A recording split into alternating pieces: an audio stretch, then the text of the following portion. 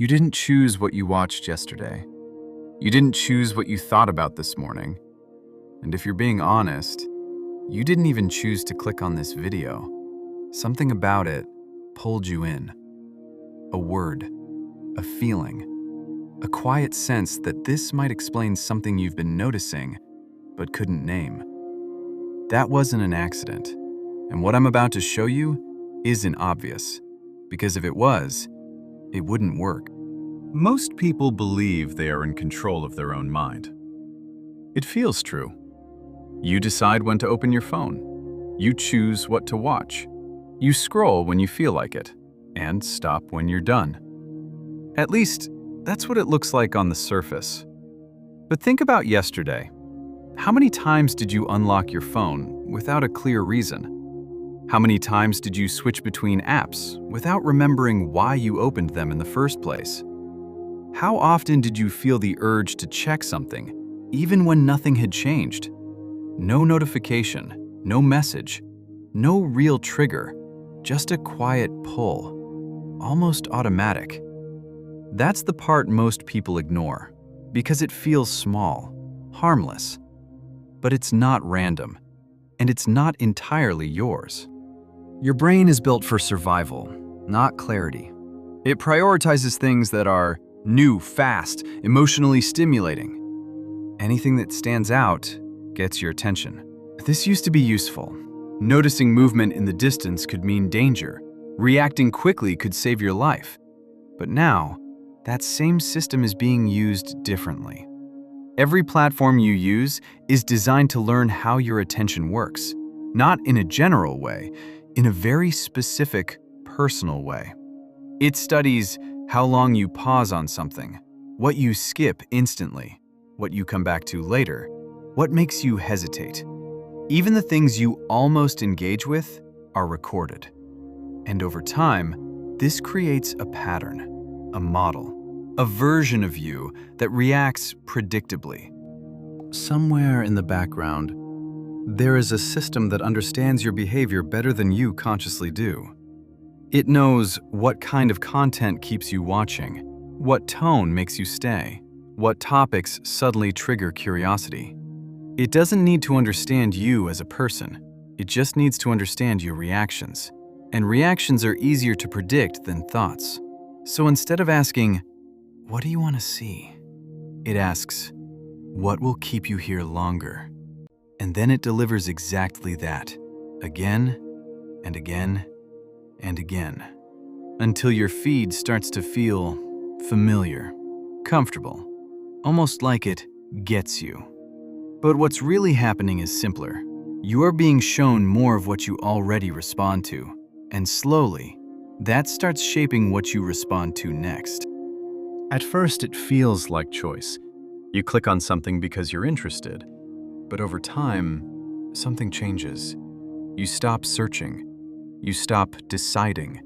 You start receiving. Content flows toward you without effort, and your role becomes passive. You scroll, you react, you move on. But each small reaction feeds the system. Every pause, every like, every second of attention. It's all being used to refine what comes next. So gradually, your environment becomes tailored, not to who you are, but to what keeps you engaged. This is where it becomes difficult to notice, because the influence doesn't feel external. It feels internal. You think, "I felt like watching this. I just got bored. I randomly remembered this topic." But most of the time, those thoughts come after the trigger, not before. You see something, you react to it, and then your mind creates a reason. It fills in the gap to make it feel like your choice. But the sequence is reversed. The input comes first. The explanation comes later. This creates a loop. You are shown content based on your past behavior. You react to it. That reaction updates the system, which then shows you more refined content, which shapes your future reactions. And the cycle continues, each time becoming more accurate, more personalized, more effective. Until eventually, it doesn't feel like a system anymore. It feels like you. This doesn't just affect your time, it affects your mind. What you repeatedly see becomes what you start thinking about. What you think about influences what you care about, and what you care about shapes how you see the world. So, over time, your beliefs, interests, and priorities are quietly being adjusted. Not all at once, not in a way that feels obvious, but slowly, consistently, in the background. You might notice it in small ways, topics you suddenly care about, opinions that feel like your own, but you don't remember forming them, emotions that appear without a clear reason. None of this feels forced, because it isn't. It's guided. The reason this works is because it doesn't feel like control. This feels natural, seamless, effortless. You're not being told what to think, you're being shown what to react to. And over time, those reactions become thoughts, which become patterns, which become part of you. And because it happens gradually, you don't see the shift, you only see the result. At some point, you stop questioning it. Your preferences feel fixed, your habits feel normal, your thoughts feel personal. This is just who I am. But that assumption is fragile. Because if your environment shapes your attention, and your attention shapes your thoughts, then changing the environment changes the version of you that emerges. Which means, what feels like you might just be the current outcome of what you've been exposed to. None of this means you have no control, but it does mean your control isn't where you think it is. It's not in the moment you react. It's in what you allow to reach you in the first place. Because once something captures your attention, the process has already started, and most of it happens automatically.